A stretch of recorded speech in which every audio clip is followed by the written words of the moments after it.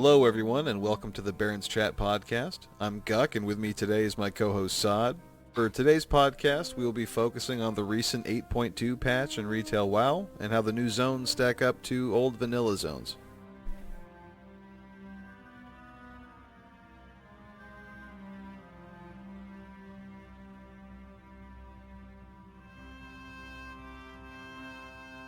All right, so Guck, you and I both logged into patch 8.2 together, kind of from two different perspectives. I'm more of a returning player, kind of being like having an active sub. I really wasn't active after the first couple weeks of Battle for Dazar lore, and we kind of had different experiences. Going back into it, we quested through Nazjatar together, and that was cool for the first day, I would say. What was your initial expectations going in? Honestly, my initial expectations were pretty low. I wanted to go into 8.2 thinking there wasn't going to be anything in particular that I liked. Not until the raid and the megadungeon came out, I was kind of like expecting to be, kind of impressed by the new zones architecture, some art and music, the kind of standard stuff that you get from the Blizzard team. But outside of that, I wasn't expecting anything dramatic. I feel like the people who made the videos talking about, well, 8.2 is going to save WoW, I don't agree with that. And I don't think anything was there to indicate that that was going to be the case. Yeah, so that was like me. Like I feel like my expectations were just it was dumb of me to have the expectations I did. Looking back on it, I was like, oh, like everybody's saying this is gonna save WoW, this is gonna be great. And it's just more of the same, right? Like you just have a new patch. Yeah, you get new zones, new quests to do, but it's like I don't play this game for quests, and I don't like the new zone is beautiful, and I think that's cool. That's a testament to the designers, but at the same time, it's not something that like is gonna make me crazy about WoW again. And here I am sitting here trying to play WoW and trying to be back into it, and all I have is just more quest content to do, and it's and catch-up mechanics, which I barely even need, even though I haven't played the game in months, and it's just upsetting to me. I think my expectations were way too high, and I wish I kind of came in like you, like, oh, it's just going to be more quest content. It's not going to be that big of a deal. The one thing that I find to be at ends right now is that we still have to kind of go and do your emissaries if you're trying to stay up to date with your neck, which, as we'll talk about later, you kind of have to if you want to use the best out of your essences.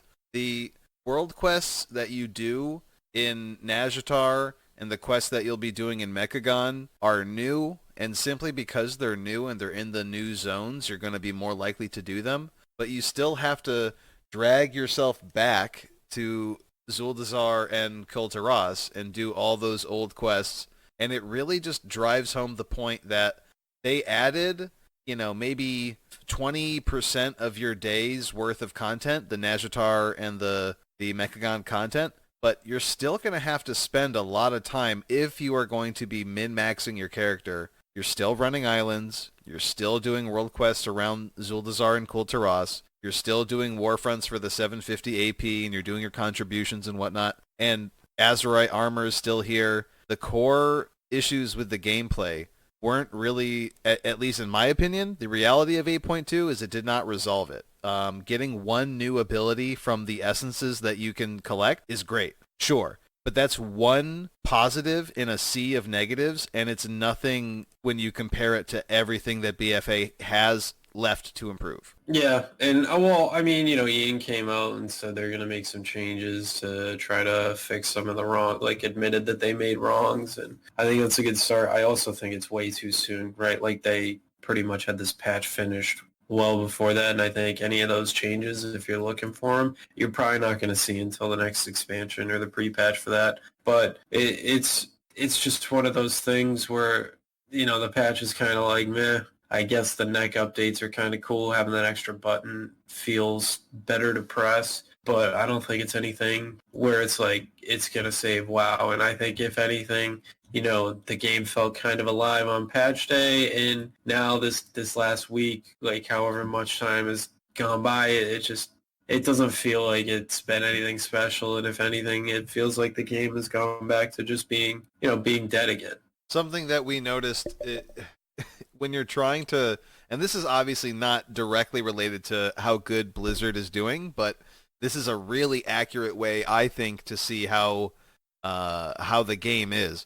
How long it takes you to sim your character, like how long that queue is, it's been getting smaller and smaller, and in the past few days, even at peak times, it's like 200 people in queue. A lot of people that play this game play it for the dungeon and raid content. Like, even though, like, a lot of the steady people that play the game probably play it for other reasons and don't do much dungeon and raid content.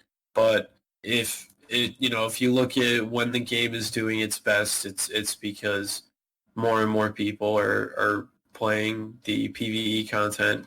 Even the PvE, if it's the PvP, I mean, if it's a decent season. But WoW's never really been a PvP first game, and I think that when the game is at its best and when the game has its most subscribers, it's because people are invested in the PvE content. So we'll probably see a jump, not this coming week, but next week when the new raid, the Eternal Palace, and when Mechagon come out. I think those will both be, pretty huge for at least player amounts that are on. And only time will tell if that maintains. I don't think they've done anything to really keep a huge player base. Like you and I have talked, we did a plus 10 this week. I'm going to try to maintain a raid schedule and see if this game can kind of keep my interest, right? Because that's what I play the game for. I don't play it to just roll around and do world quests. Like that's not my thing. So we'll see in the next few weeks. You'll see a spike a week from tomorrow, and we'll see how many players they can keep. That's really how it'll feel. I'll tell you right now, the game feels empty, and we're on a populated server, and it just doesn't feel good to be on. So I think now would be a good time to kind of itemize the additions into 8.2, and obviously there were two new zones, Nashatar and Mechagon, and we've kind of been shitting on the essentially the reputation, daily quest and grind. Dailies and world quests are not fulfilling content. It's not something that we find to be worthwhile in the game, but there are still some things that are good additions, and I wanted to go through some of those. So essences, this is a good addition, right? Like we cannot say that it's a bad thing to add something activatable that you can do onto everyone's bar. That's good. The essences are pretty varied in their effects, and you have to do a wide variety of things from PvE to PvP content to get them. I believe it does give you a kind of reason to push your AP levels again beyond 50. The fact that artifact knowledge has come back in and they've sort of decreased the feel for the grind, at least at the initial kind of 50 and 51 levels. There's hope to that, but again, it's not a perfect fix. It is a improvement though. Yeah, it's an improvement, but at the same time, it's like I hate the AP system too, right? Like I understand, you want to have people online in the game, but I'm a guy who likes to play multiple characters, and it's a little ridiculous trying to maintain AP on two or three characters. I think that they have all these catch-up mechanics in the game, but the AP grind really hinders the catch-up mechanics. And I understand that they lower the requirements every week, and it's faster to level up, but like it just doesn't feel as good. It definitely didn't feel as good earlier in the expansion when you couldn't use traits, all your traits on your gear. I think that sucks. I think the AP system's bad. I think trying to implement a system where you're seeing a time played higher isn't good. You have people pay a monthly sub. Like I just don't understand it. The next piece, the professions update, this is a pretty standard thing that they roll out almost every patch. You'll get gems with a higher number, enchants with a higher number. A good thing, the new weapon enchants are kind of neat. Naga hide. I think there's one that's like channel power or something like that. There are a few different weapon enchants that are pretty interesting. They've got some cool different effects, but the bulk of it is higher numbers, new things to do with the new mats that now appear in Nashatar and Mechagon. Yeah, I like the profession update. I have like a rank 3 recipe, but I haven't seen any of the new recipes yet. So it's just a cool way to make gold. But from what I've seen, gold is at like a scarcity for professions. So hopefully they can continue to work on those. Yeah, and again, in a world where most of the people who play are more than willing to put $20 into their character's account and get 125,000 gold, money's going to be not a problem. Yeah, and the mount equipment, I haven't like looked into it at all. It definitely would seem helpful. I mean, I pointed out today, I have issues being dismounted because I'm a clothy and Nazjatar just getting shit on, and it's really frustrating. And you pointed out there's a mount equipment to make that not happen, so I have to look into that. I think that was a decent addition, even though it upsets me that I have my water strider and now it's, useless, but at least I Well, have a cool mount, right? yeah, now every mount is a water strider, which I guess is cool because until you get flying, those cool looking like land mounts will get some utility. I know I've got a cool rare ones that I got out of Legion, like the Acid Belcher, and I got a couple cool land only mounts that now I can actually use. But once flying hits, the mount equipment will be slightly less useful. I don't know how I feel about it. Ultimately, yeah, everyone was just running around on a water strider through most of BFA, and it was just kind of like that was the mount. Like if you didn't have that mount on, you were just suffering through all the swimming portions, and everyone ended up just having their water strider out. Yeah, I don't think there's a huge problem with that either, but it's just, I mean, flying's out this patch. I've done the exploration. I have to grind the rep now, so it's, Yeah, yeah, we'll get into that. The fucking hassle with that. But yeah. the benthic gear and the Mechagon gear that hasn't really rolled out yet, it's all something that kind of appeals more to people who are really behind in their item level, even if you're 400 to 410, um, which isn't that far behind. I mean, at that point, you're not really getting anything out of it. You might get something around the 395 level, but still, Mythic 10 will always be such a supreme way to gear up that it doesn't even really seem like that great of an addition. So I would say this stuff is kind of bottom tier 8.2 edition stuff. Yeah, so I mean, my problem with the Bentha gear and the catch-up gear is just like you're making previous raid tiers irrelevant. I mean, is that really good game design? I don't think so. I think if you look back at when people say WoW was at its best, it would, a lot of people point to Burning Crusade. Some people might say Wrath. You had guilds progressing through different tiers the entire expansion, and I thought that was great. I think that was when the game was at its best. I think that's fine. I don't mind going through the old raid content on and all. I think that's fun to do, have a different experience, a different outlook on it. But meanwhile, now here we have catch-up mechanics. It makes it irrelevant. So when I want to gear and all, I just sit in the world and quest, and it's like, yeah, I guess that's cool. It's easy. I don't really have to worry about getting a group, but I just don't feel like it's good for the game's overall health. I think it's, you like, especially you put in a ton of work and now you're seeing it all essentially just be gone and everybody's going to catch up to where you are in a couple weeks with your Eternal Palace gear. I don't think that's good. I don't think you need to be item level 400 to do world quests. If you're not completing raid content or high-end PvP, why do you need to be 400 item level? It's unnecessary. I think it's ridiculous. And a lot of people are just like, "Oh, we want gear too," but it's like, yeah, but you're not doing the content, so you don't need it.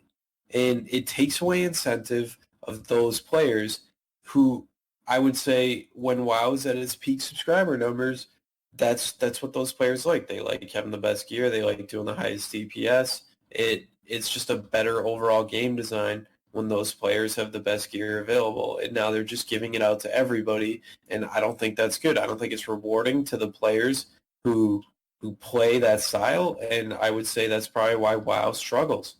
I would say it's probably why it struggles a lot, and I'd like to see them go back to their roots in a way.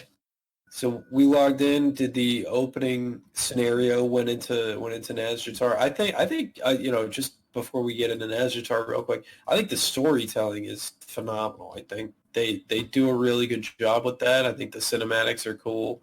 I think the cutscenes, like I'm sure you saw the Thrall and Saurfang cutscene. I think that's awesome, and I think they deserve a lot of credit for that.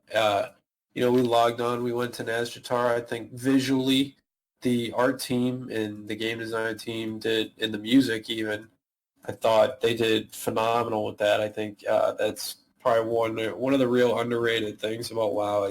This whole expansion's been pretty visually pleasing, and the only thing I hate running around Ashitar. It is brutal trying to navigate your way around. It's it's not really. It's just not for me. I can't wait till I have flying, so I don't have to run around on a ground mount in there. Yeah, it was definitely designed with flying in mind. There's a lot of verticality, a lot of good goblin glider access points. But yeah, the paths are just so convoluted. At times you'll have to backtrack you'll have to go east to go west, you'll have to go north to go south. It just doesn't really make sense a lot of the times navigating through Nazjatar through ground travel. I will say though, the art and cinematic department are carrying this patch, or not just this patch, this whole expansion right now. Just like Sod said, I mean that in combination with the lore, I'm really curious to see how Blizzard does or does not make Sylvanas a Garrosh 2.0, whether or not we have a battle for Orgrimmar 2.0. I don't know what's going to happen with that. I'm very excited to see the old god stuff in 8.3. So the fact that the story can go somewhere, I'm excited to see where they go with it. I'm not necessarily in support of it. I'm definitely not in support of this whole reintegration of the Horde with the Alliance. I don't like that kind of story trope, especially because it's distancing basically two factions of the Horde. One faction of the Horde is pro-Alliance, one faction is anti-Alliance, and the Alliance just gets more support. So I don't think that's a great story, but I'm still excited to see where it goes, right? The lore has me hooked. Yeah, the lore has been awesome. I mean, I've had a couple conspiracies about things, like we can get into that later about things that could potentially impact game design. But the story is something. Even when I'm not playing WoW, I follow, and you can always follow it. Like it's pretty easy to find. It's on YouTube, and I have friends that follow the story a lot. And if anything updates, I always see that. So I think that's just another great thing that they do. I think the story. I think Christy Golden's writing a lot of the story, and I think it's good writing. Like you said, I think Garage 2.0 is kind of lame, but I can't hate on it yet because it hasn't happened yet, and we'll just see where it goes. Yeah, and then finally, the last really good addition in Nazjatar is probably the follower system. And by really good, I can hardly even back that up. It's a nice addition in that while the mobs are a step up if you're going around by yourself, these followers are a great addition to it. There's some progression within them, so you feel like not only are you getting better, potentially if you're benefiting off of that benthic gear and getting those mana pearls, but your followers also getting better. Eventually, as they rank up, they learn new skills. Those new skills are very useful. So it can be a rewarding system, but it's kind of a min-max system where you have to pick one follower, invest a lot of experience in them as far as your daily quests, and then you switch to another one. And if you don't like that, if you don't find that rewarding, because if you do reduce it down to what it is, you're doing daily quests with these different followers that you select at the conch, and that's kind of it. If you don't find that rewarding as a system of progression, then this whole thing's not going to work for you. Yeah, I think it's been fine. I've used the same follower every time, and even today when I did my emissaries that I haven't turned in yet, I didn't even hit the conch because it dismounts me when I run in there, and I just wanted to get them done. So, uh, I think it's a cool system. I kind of like Legions better because I could pick my follower, and I could also put the equipment on it, so I could get like gold and order resources out of it. I miss that, but I don't think it's any better or worse than that. I just prefer the Legion one over this one. Yeah, that's interesting because the Legion one was basically just an extension of the mission table, but you would have that follower equipment that you would put on them. Some of the equipment would be for world content, some of it would be for the missions themselves, but those followers only had, I think, like one, maybe two abilities, if I'm not mistaken. Yeah, and the one I used on my warlock, I had to like summon, and I pretty much never used it. So like I just like enjoyed getting extra gold and order resources in Legion. I think I'll tell you what, this follower in Nazjatar, that I don't even know his name. I wish I had it. Vim. He's actually saved my life more than one time. Yeah, we're So doing Vim. We've got the same guy. I think he's supposed to be the tanky one. well, he's definitely been a game changer for me. I'll tell you that. Like, yeah, I've struggled to not die in Nazjatar, and if I have more than a couple mobs on me, it's I'm blowing defenses, I'm using health stones, so it's tough. And this guy's definitely bailed me out a couple times. Yeah, it's better than nothing. Honestly, I feel like as opposed to them not adding a follower system, this is a good addition, right? It's something that makes one of the most boring and monotonous things that they have in the game, the repeatable quest content, it just takes the edge off a little bit. What do you, I mean, we've kind of gone into detail about the catch up so far as the benthic gear and what we think about that. But what's your opinion on war mode imbalances and how it feels when you're online and you're just definitely outnumbered one way or the other? Yeah, so War Mode is something I've always played on a PvP server. I've never played on a normal server. So War Mode is something that I've, pretty much always had on. I actually had to shut it off when they gave the Alliance that huge item if they killed a certain number of Horde and if they participated in PvP. My thing about War Mode is with the what the hell's the word I'm thinking of? Not layering, because that's not what it is. It's Sharding. sharding. So if you get lucky, like you and I play Horde, if you get lucky and you're in a shard with a ton of Horde and there's only a handful of Alliance in there, then you're looking pretty good. You're not really going to get messed with from the Alliance. I really don't even PvP. I don't even attack the Alliance. But if one's low health, I might throw a dot on it just to get the HK.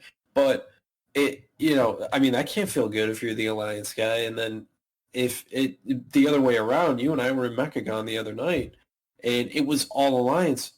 I couldn't even move, and we just logged off. We were just like, yeah, fuck this. I didn't want to take red sickness and hearth, and I'm sure you didn't either. And it's just frustrating. Like I feel like there has to be a way that Blizzard can balance the population of both Horde and Alliance on the shard to make it reasonable. But I just think there's too many ways to manipulate sharding and get people into your group. But I don't think War Mode's a great system right now. I'm not really enjoying it. I keep it on for the extra rewards, and then if I'm getting shit on, I shut it off, which is upsetting. And then here's the crazy suggestion. Don't monetize faction changes. Let people faction change for free, but remove fucking battle groups and restrict server access to within the server. So eventually people will end up settling at around a 50-50. Or servers will stay like they are, but essentially those servers are PvE servers because if you're all Horde or all Alliance, you're PvE. Yeah, and it's like Legion was for us. I mean, how many times did you see Alliance on the Broken Shore? Almost Exactly. never. Yeah. So yeah, it's. I think if anything, even if they made faction changes free, I don't know if it would fix it, but I think you could maybe merge servers to play together or against each other. Like I think, like I don't know what the server number population is, but I think like just take Mal'Ganis and Sargeras. They're probably both high pop realms. One of them might even be full, and you just do that, and then the people from Mal'Ganis only see people from Sargeras. Like they just play on the same shard. I think that isn't a terrible idea, but who knows? I mean, it's all speculation. I don't know what the deals are that they're working on. I'm not into server stuff, so I'd like to see something fixed.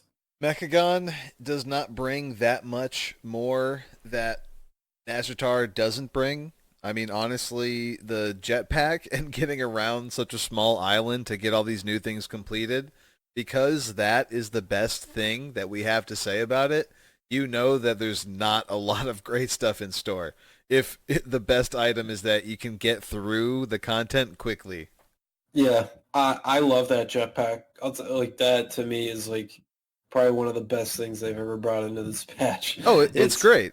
yeah, and I'll tell you, the trinket system looks cool. I haven't used it yet, but I think it's a cool concept, and I guess we'll see where it goes. I'm sure there's going to be more stuff going on with that with the release of the dungeon, so it's something to be excited about. I think it's cool to see them taking risks like that. Like that can't be easy to balance, and I'm excited to see the direction that they take it. Yeah, I'm not sure how I feel about the new engineering system that they've introduced. So you essentially go around and collect scrap from all of the mechanical mobs on the island. And after you collect enough, you can turn it into crates. You can craft those crates into certain things like grenades or mounts or food and whatnot. I don't find it incredibly useful. I think if you're the type of person who doesn't mind grinding out quests and you think this is a nice little island to do it, and you're motivated by mount collecting, you'll really like Mechagon. For a mount collector, it's something that you can do that's more dependable. It's less random than a drop chance off of some raid run, you know? It's something that you can for sure get because it's a craftable mount. Yeah. And I don't think there's anything wrong with that. I'm just like, I think Mechagon's pretty cool. I'm sure the Mechagnomes will be a allied race one day, and yeah, that'll be pretty cool. I'll probably try to unlock it on my alliance character. I'm really just using that for the rep grind to get flying, just to make questing, like even leveling in this expansion sucks. So hopefully Flying Mount will make me want to do that on my alt. Yeah, but again, that's just one of the cons that stands for both Nazjatar and Mechagon. There's just more rep, more grinding, and on Mechagon, when you're grinding those spare parts, that's a grind outside of and totally separate in addition to your AP grind. So you're not going to be getting as much AP per hour if you're doing something like this. So it adds a totally separate grind to your schedule if you go for it. Yeah, yeah, and I mean, I do the emissaries every day, and now I'll just add the Mechagon and the Nazjatar ones just to get there, so I can cruise around on my flying mount. So ultimately, the effect on Azeroth, I would say the population growth for 8.2 has been very minimal so far, but I expect the population boom to happen kind of gradually for the first 2 weeks, and then there's a spike after the second week reset where we see the new raid and the new mega dungeon. Yeah, and I think the design team really does a good job with the dungeons, even though some of them you hate. I think they do a good job making the dungeons. I think the art team does a good job in there. I think Mechagon will be really good, and I think the new raids here. I think the raids, as far as they go, are awesome. I think the boss fights are really cool for the most part. There's only a couple bosses that I've hated doing in my last couple of years playing WoW, so I think it'll help. Where I'm concerned is I'm just concerned that they're just out of touch with issues in the game. And I know, we mentioned this earlier that Ian came out and said, hey, they've made mistakes. And their mistakes are so much more than just class design. Like, yes, class design in Battle for Azeroth was a train wreck, but they've made so many other mistakes. Like, heroic war fronts are coming out. Like, what on earth made you think, oh, we'll just make heroic war fronts so we can go forward and war fronts can give you higher gear? It's like, war fronts were a terrible system. I hate doing them. They're miserable to do. You literally, like, it's supposed to be an RTS mode, and you're a dude in Azeroth who has killed Jaden, and it's just like, why am I a peon trying to help the Horde when this battle in Arathi Basin or in Darkshore? I'm a fucking peon getting lumber and mining shit to give to the Horde to eventually win this battle. It takes forever. I don't think heroic's going to be. I know I'm sounding angry, but I think Warfronts are terrible. On top of that, it's content that you have to try to lose. You have to purposefully sit in the base, not do anything as an entire group in order to lose. It almost takes more organization to lose than to win a Warfront. Yeah, it's sheer misery being inside one. I mean, and it's one of those things where like it's a catch-up mechanic, right? You get 400 item level gear from Darkshore that can Warforge or Titan Forge, and I mean that's another system that I hate, but regardless, and then so heroic will be another catch-up mechanic. So, but also if you're raiding, it's essentially a must-do until you outgear it. So it's just one of those things where it's I don't know. I hate it. I appreciate that they took the risk to make a new game design or like a mode, but it isn't working, and the idea to fix it isn't to shove heroic down her throat either.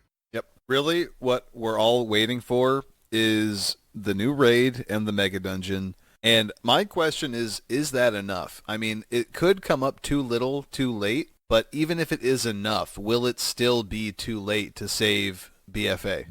Yeah, I think, I mean, and I know a lot of people have their opinions about Asmongold, but somebody asked him about 8.2 and if it saved WoW, and he said, it's too early to tell. Like, get back to him in a couple weeks. I think he's right about that.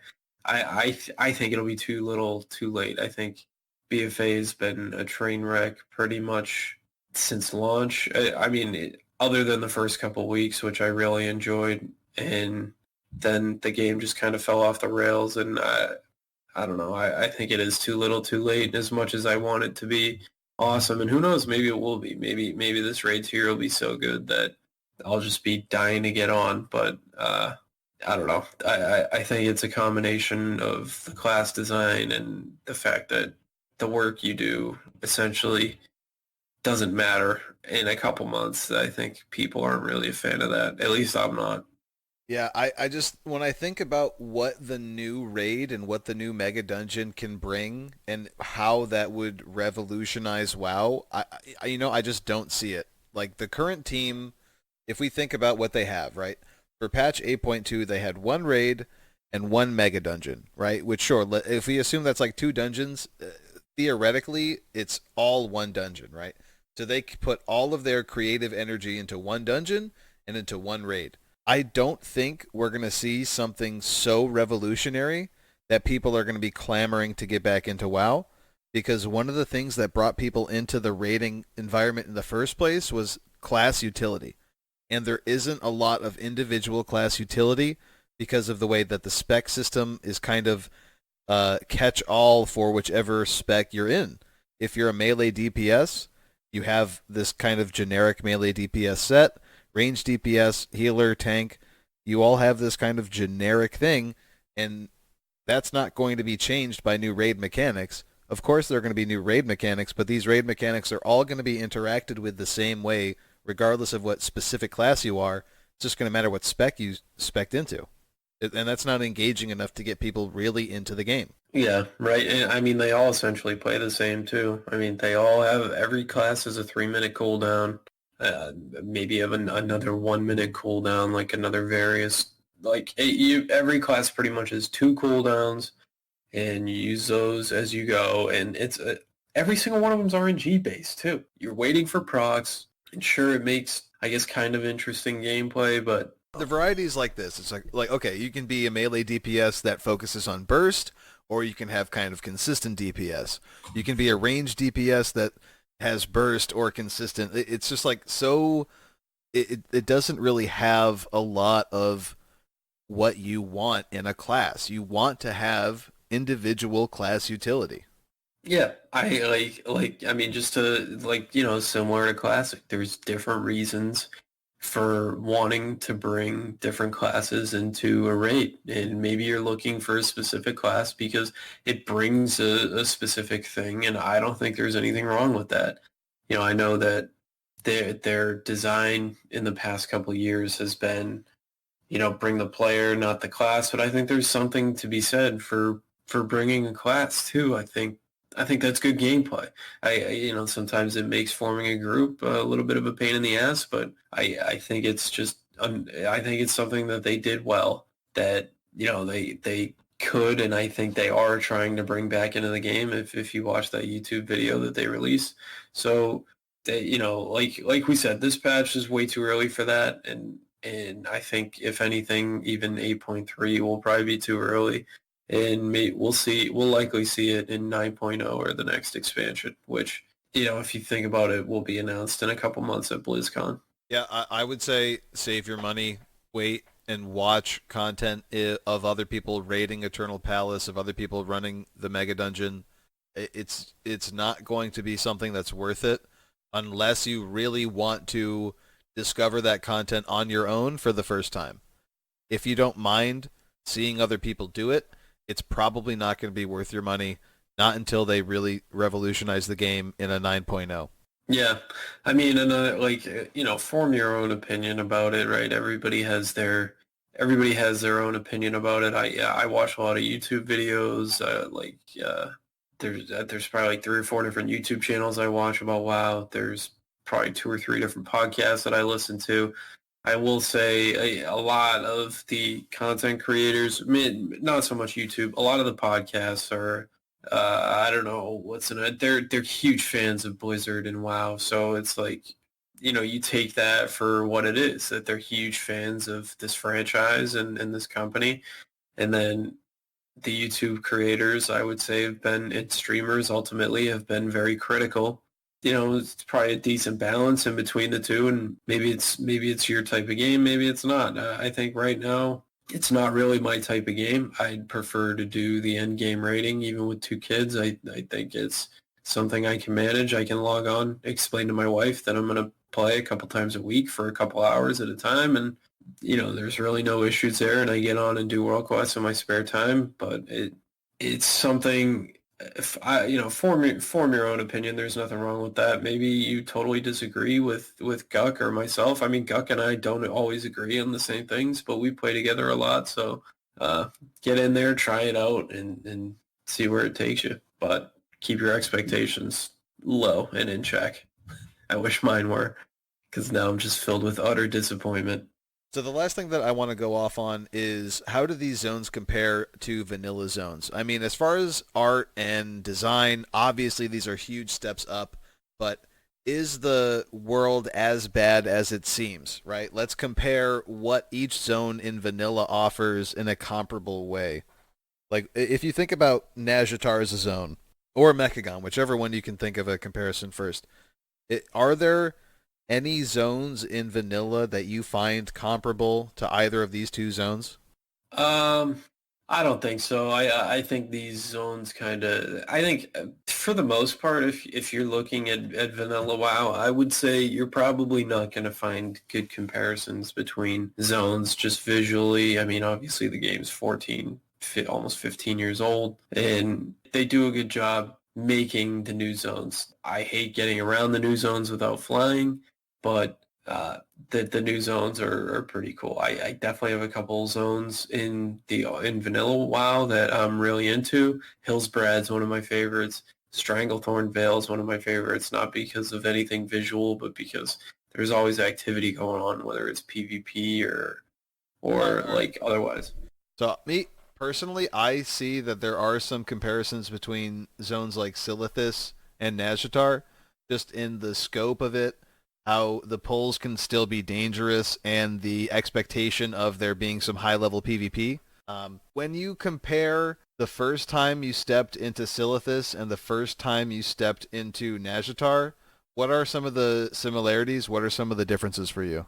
Um, I don't know. I think Silithus was kind of a different beast, right? It came with, you were trying to unlock a Entourage for the first time, and you have an entire server working together to open the gates, and I think that was a really cool concept. And then you have, Nazjatar, where you're just kind of going in, you're trying to feel out, see what the story is, and It's time see gated where. until the raid opens. Yeah, yeah, It's it's time trivial. gated. Yeah, I mean, in a way, Silithus is time gated too, right? Until you got enough resources. But it's one of those things where, I mean, nowadays you're looking at the story, right? That nobody really gave a shit about the story in vanilla. Nobody like that's not why people played the game. I think the story's phenomenal, and I like figuring it out. But I I just think.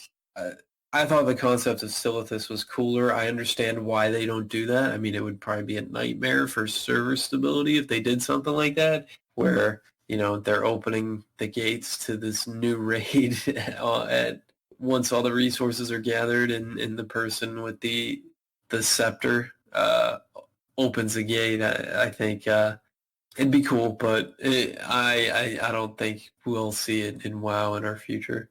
But I think visually, it's not even a fair comparison. But I think the concept behind Silithus was way cooler, and even if they gated like opening the new raid behind like resource gathering and resource turn-in, I think that wouldn't be bad. But how can you do that with layering and with people playing with other people on multiple servers, right? It's not really realistic, which I don't know. I'd like to see, servers have their own thing again, but it's, those days are gone. So I don't think we'll see anything like that. I think that really kind of drives a certain point home. You look at Silithus and you look at Nashatar, even if you say that both raid unlocks are time gated, you give Nashatar the fact that it's a better designed zone because it's got greater technology, just a better design team. 2019 demands. We've had games evolve over time. I think it's crazy that if we say they're comparable on all of those levels, the fact that Silithus has a deeper sense of community and a deeper sense of achievement in opening that raid, that so much outweighs all of the modern amenities that Najatar has to offer. Like that, those subtle implemented game mechanics that aren't even like necessarily a part of the game. The sense of community is something that kind of comes secondarily from the game's experience. Those outweigh anything that they could really put in, and they can't just add that stuff back in. I think that's kind of the key. Yeah, right. Like if they're going to add anything like that back into the game, I mean, they really pretty much have to get like very radical with their game changes. Like they have to change a lot of stuff about the current game, and I don't really see that happening at all. I think, especially because their consistent player base are players who like the game as it is now. So, and maybe if they did make the changes, what are the odds that they bring back all those players that have been on the fence? And it just seems like a big risk if they make those radical changes. Yeah, I'm getting more and more on the side of the classic team is designing a game for the people who will enjoy those systems, and the retail team is not. They are designing a game that is for people who enjoy the real retail systems. And that kind of concerns me because I enjoy retail rating. I find that to be better than the vanilla rating experience, and I don't want to say goodbye to that. Yeah, I I think the key to success in WoW is to give control of the game back to the community. And I don't know how they do that with the current systems in the game. Like it doesn't exist. I think I'd like to say re allowing master loot and better guild design. Like they took away like a lot of community control, right? With what they made for the guild layout and taking away master loot. Like it's I don't know the current player base in the game, and I read the forums a lot. I consume a lot of WoW content, and a lot of the players nowadays are like, "Oh, I had a bad experience once with Master Loot and with Loot Council, so it's a bad system." But I think having bad experiences also enhances the game, right? It makes it feel more real. It makes you feel more invested in it, right? Like if you didn't get the loot you wanted or that you probably deserved, I think that enhances the gameplay experience and also makes the community stronger if you're on a server because then maybe you put somebody on blast on the forums for being a ninja looter or whatever. Like, well, I think that's good. But nowadays you just log on to the server forums and it's straight guild recruitment and nothing else. Like there's no community. That's all it is. Yeah, that's it. I think you hit on one of the core aspects of what they need to improve, and that's the community feeling, right? So start with removing battle groups, merging the servers so there's like close to a 50% Horde Alliance population. Then at that point, everyone on your server is someone that you've leveled with, it's someone you know, someone in your guild. You take that into the world content, that makes the world content that they have more valuable. They don't have to change too much of the systems that are already in place because you're enjoying them as a community. You have that intangible back. Like Sod said, there's more interaction with your community outside of what you have now, which is just literally just guild recruitment. It would probably put stress on certain servers that already have a high population of one faction as opposed to the other, because then they're just going to double in size. But I think Blizzard could handle it. I think they need to do something like that, and then offer, if there's a lot of server traffic, offer free transfers to a server that's less populated, and you and your guild can move to a server that's less populated, move to one that's got a better balance of Horde and Alliance, do something like that. But restricting the community to the server, it would be a monstrous addition. Also, fuck Warforging. Get rid of Warforging and Titan Forging. Oh, it's terrible. It's like like with it, you don't even need gear out of heroic raids. Like there's almost no point in running them. And then I don't know. It's just it feels shitty when I didn't even get ahead of the curve. This is the first raid tier I haven't gotten ahead of the curve since before Legion. I've had it since Emerald Nightmare. I've had it every raid tier except Desaralor, which is the last chance to get it is next week, and I'm not going to get it. And I'm okay with that because I don't need gear out of it. And what the hell is with the last boss dropping just absolute dog shit gear? Yeah, it's weird. Doesn't make sense. It's like I looked at it and I was like, why am I going to struggle to learn this fight? I don't even need anything out of it. And it's like, some people are like, oh, it's to just say that you did it. Like, that's not why I play. I play because I like to, I mean, I haven't done it in a while, but I like to top the damage meters. I like to see how I parse, how I compare to other people that are the same item level as me or that are the same class as me. That's fun to me, and that's why I play it. And I don't really see a point in trying to min-max when I don't know, there's no reason to, because you just get War Forges and Titan Forges out of Mythic Plus, which is a great system, by the way, but it's flawed because it eliminates raiding, essentially. Yeah, they've added too much randomness and kind of this like lottery mobile game crap to the game, and they've taken away the intangibles and like the secondary elements of WoW that were present in vanilla that, like we said earlier, just outweigh all of these modern amenities that they've just kind of thrown in. Thank you for tuning in to the Barrens Chat podcast. We appreciate you taking the time to listen to us talk about World of Warcraft. If you have any questions or comments, you can contact us at baronschatpod@gmail.com, and we're on Twitter at baronschatpod.